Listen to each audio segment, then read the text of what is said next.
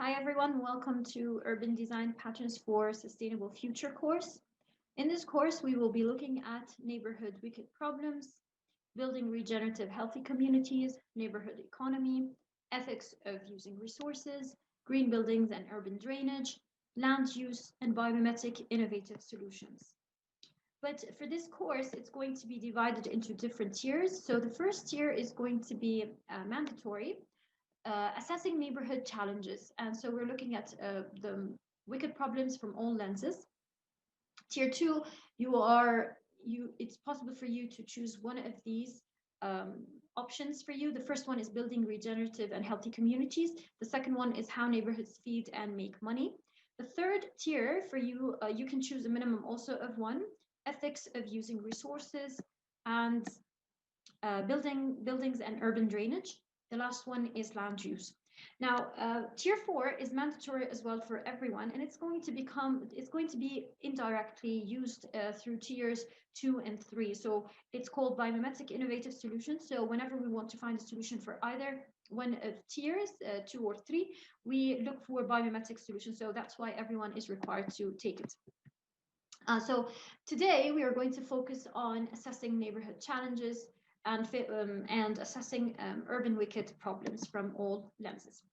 To begin with, we want to look at how de-urban design would transform our cities. And the word here, de-urban, tries to challenge the previous way of understanding what an urban city looks like. And so there's something called de-urban design and also new urbanism. So de-urban design kind of looks more on the community and the socioeconomic, let's say, aspects. And it defines the sizes within the city as follows. The household is between one to six people, and the clan or community is 20 to 30 people. Neighborhood is 300 to 2,000 people. The district is 3,000 to 40,000 people, and the city is 50,000 to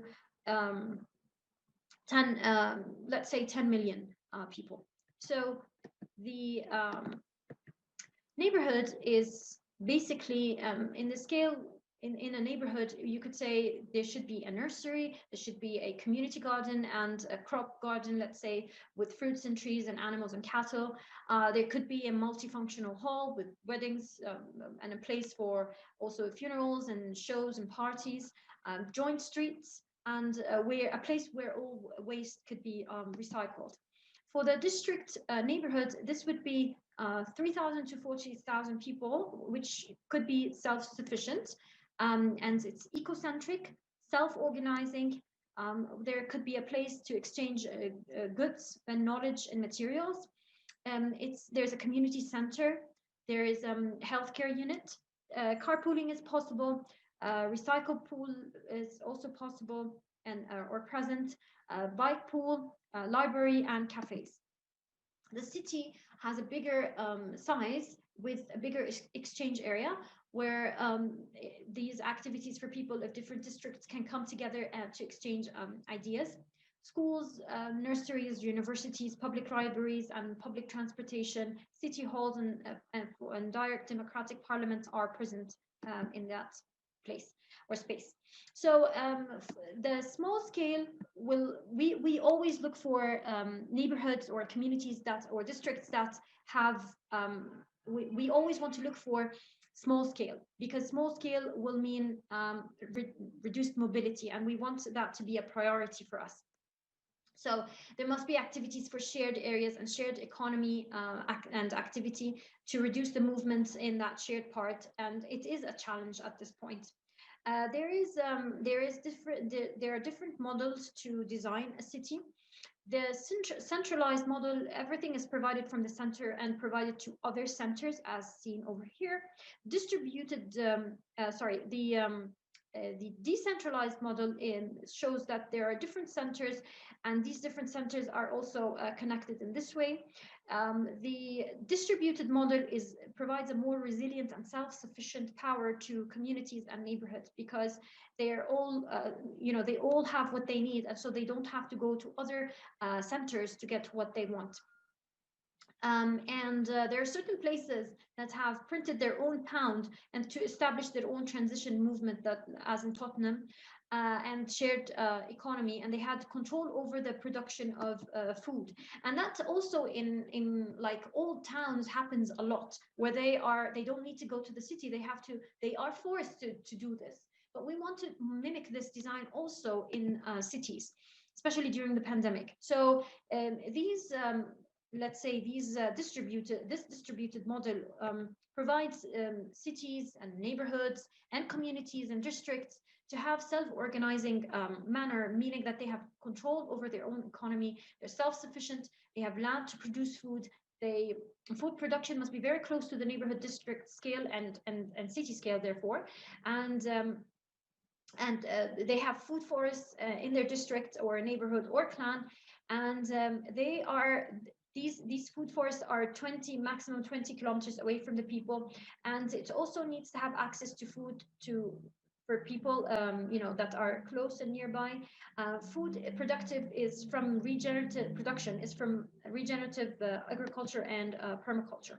Now, the reason why we look at neighborhoods is because neighborhoods represent a microscale part of the city, and we can build from bottom up if we start small, and we can tackle the problem deeply and effectively and sustainably.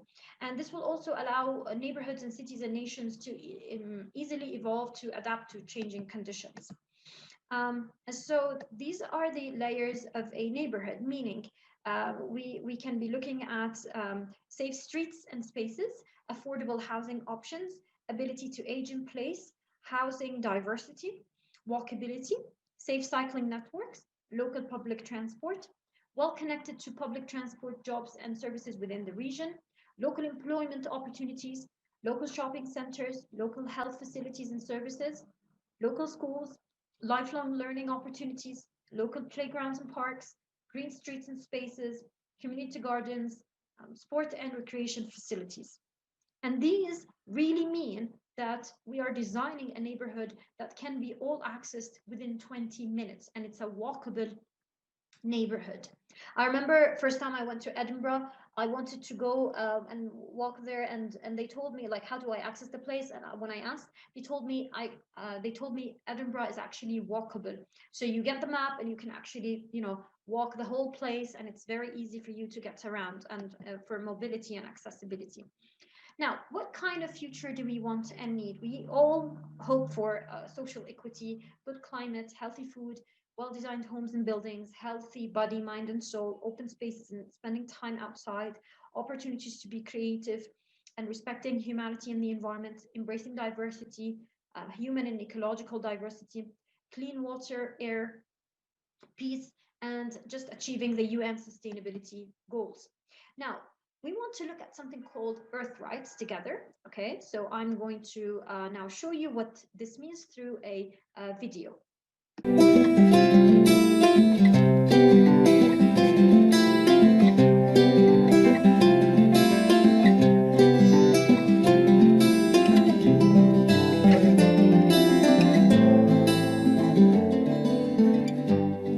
Earth rights means to me relationships of respect through creative collaborations coming to innovative solutions that weave traditions with technology. Earth rights means to me social conscious decision making and having those decisions be more sustainable and having a positive outcome. Earth rights to me is a holistic balance. It's about fairness and equality for everyone on this earth. Earth rights to me means improving quality of life and sense of community amongst the earth and its residents. Earth rights means to me finding balance in the world with humans, nature, and all that is on the earth. To me, the meaning of the words earth rights is twofold: the right of the people to enjoy the earth's bounty, and the right of the earth to be respected by all people. Earth rights means building a culture of peace. Peace amongst people, but also peace with this beautiful big blue planet.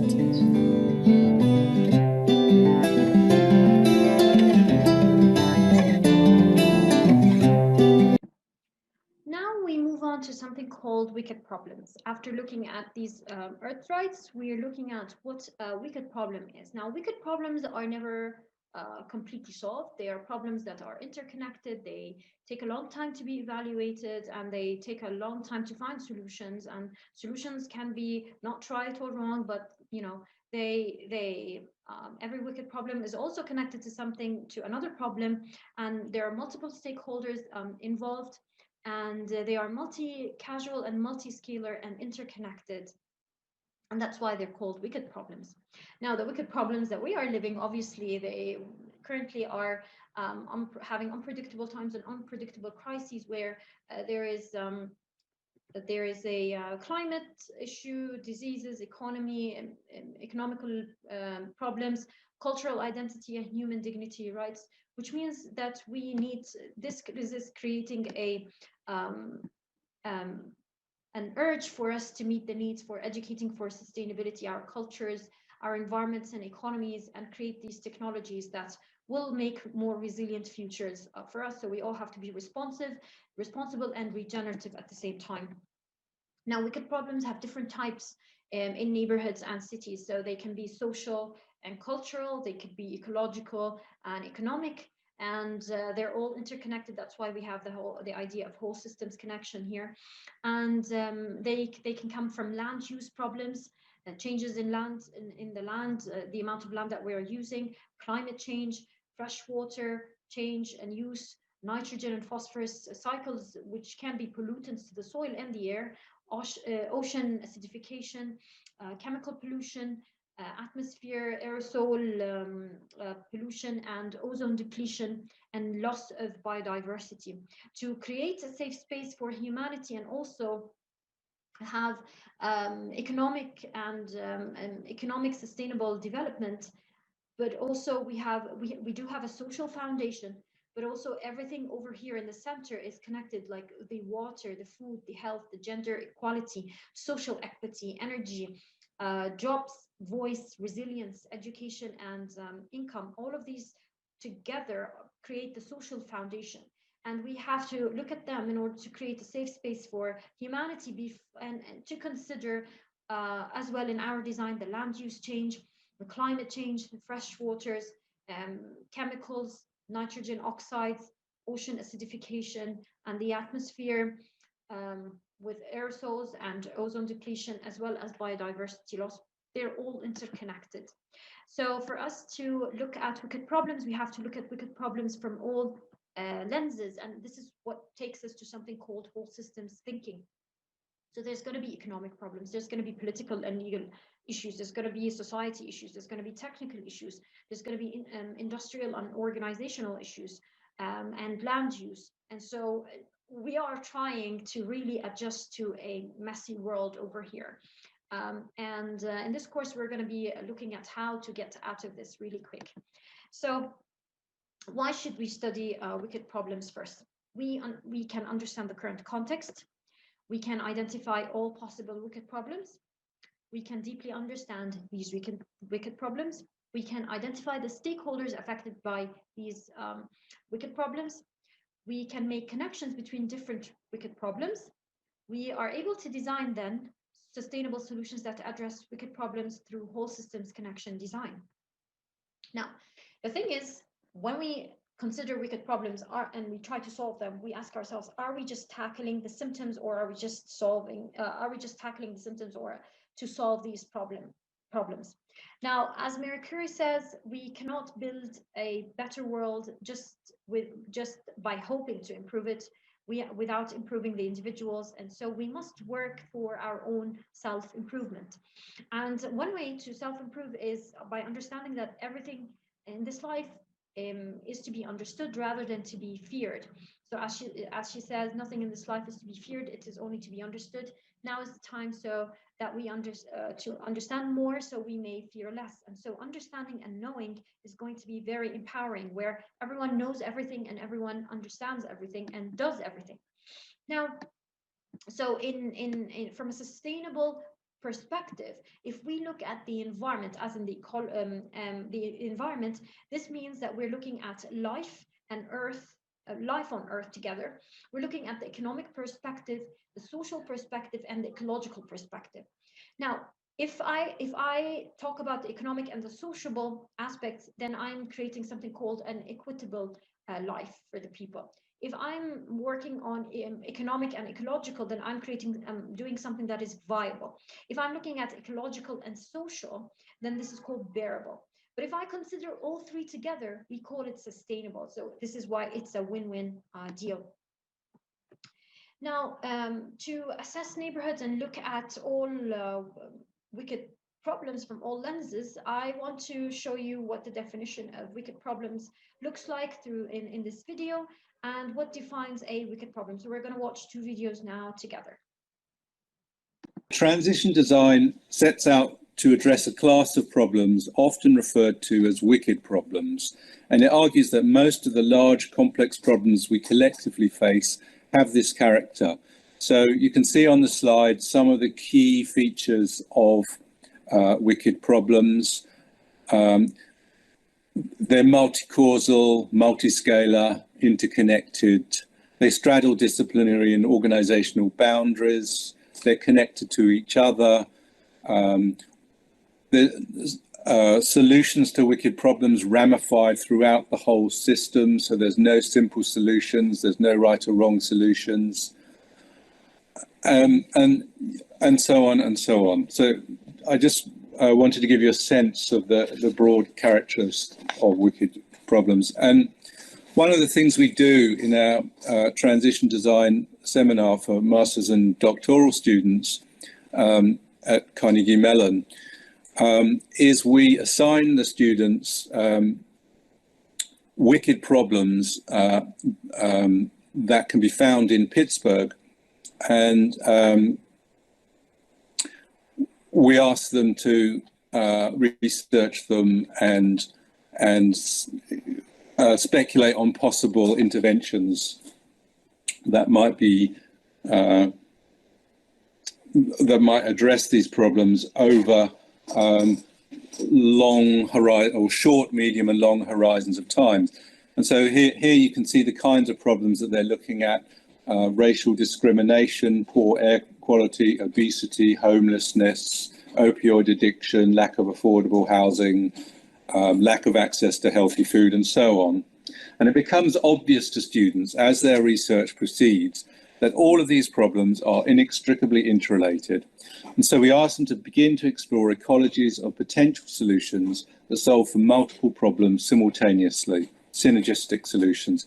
And such solutions will exist at multiple levels of scale and be implemented, as I said, over multiple horizons of time in multiple domains. They can be infrastructure solutions, policy solutions, solutions to do with how the economy works, technologies, collective narratives, practices, norms, and worldviews. Moving on. So this is the transition design framework, which we use as a way of organizing how we think about transition design and how we navigate the very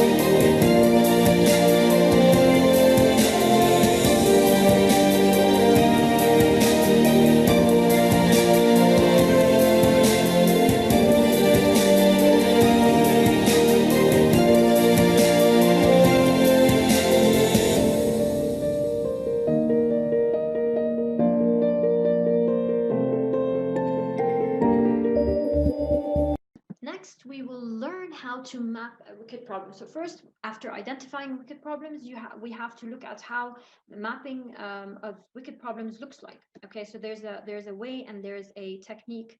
I'm hoping that I can zoom in here. Yes, I can.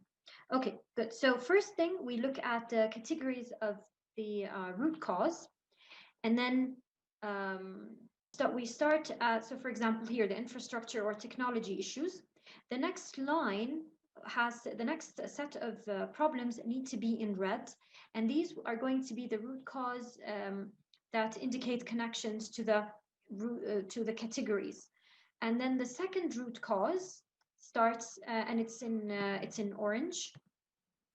So for example, over here there is like the cultural norms has more connections to them as in second root. So lack of experience in living, working community, aversion to sharing resources, hygiene, aesthetics. And then we have the consequences at the end. So these are like the final outcomes. And so you can follow that. So you start from one problem, and then it has different emerges as in different categories, and these categories have subcategories, and then they have consequences. But each part needs to have a different color, so we understand. Now this one is an example that shows the interconnectedness for this problem over here in the center. They have a water shortage. And so there is the first first category root, and then that gets further into another root problem and then category, and then it gets divided further and further, and then we get to the consequences. So I'm going to provide you with this PDF. It doesn't have to follow the same colors. You can choose your own colors, but you have to be consistent. So if you have to show me a key, then if you're picking black, then I would know that black indicates something to you.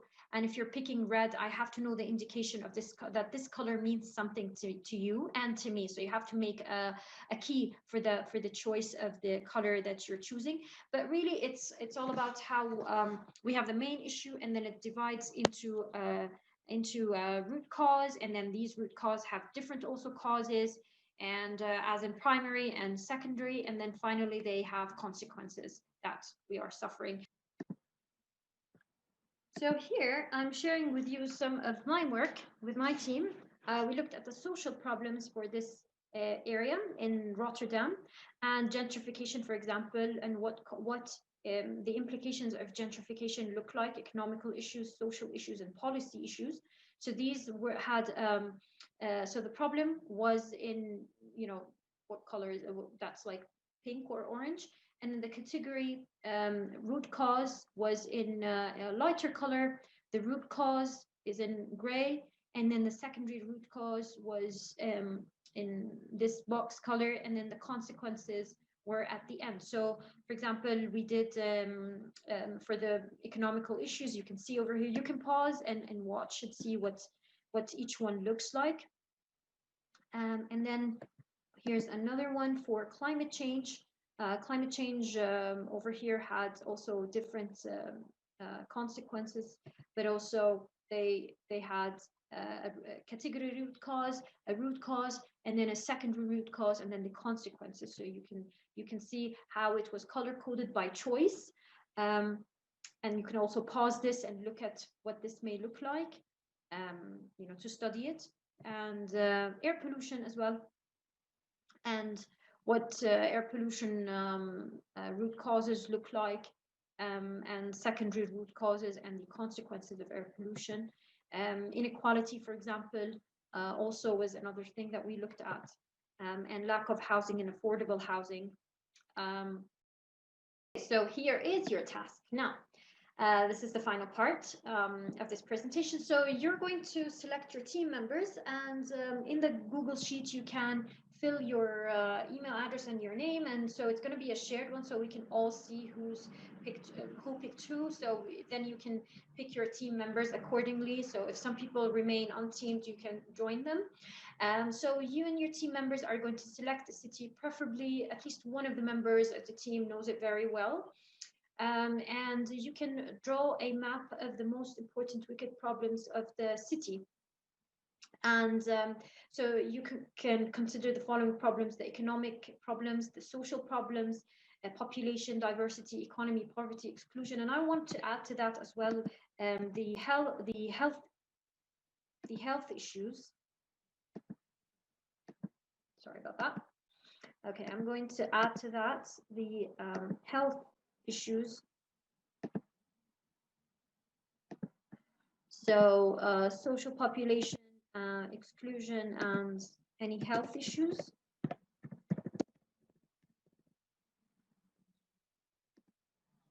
So yeah, we're looking at population, diversity, economy, poverty, exclusion, and any health issues. For climate, you can look at temperature, wind, annual precipitation, annual sun hours, number of dry days, and what are the consequences of these. Environmental problems, infrastructure, and mobility and accessibility issues, technological issues, and political issues. So in each country that we all know, or city or neighborhood, there are many problems that we see and we can spot. Now, these could be just examples. Now, from all of this presentation, you can select as much as ones that as you want. These are just ideas for you, but to start from. But they all need to be talking about culture, society, economy, and ecology, and these problems. And I want you to look at the how we can draw a map of wicked problems in order for you to organize your wicked problems. Now, looking at wicked problems will help you later on form better design of your city. So yeah, it's meant to be something that drives you from the inside, like it's a motivation for you, and it's why you joined this course. It's the reason why you are seeing a problem, you are seeing that this needs to be fixed, and you will understand that you're going to see how, once you start designing your wicked problem map, you're going to see how they're all interconnected, and it's actually going to be very challenging at some point when it gets to be like, when you start drawing these lines, you're going to see that all of them are interconnected and you can't actually isolate them, so that you're going to have fun breaking down these concepts, but also connecting these dots, which is actually the most fun part in all of this course. So yeah, this is it, and good luck, and I look forward to seeing your work and presentations.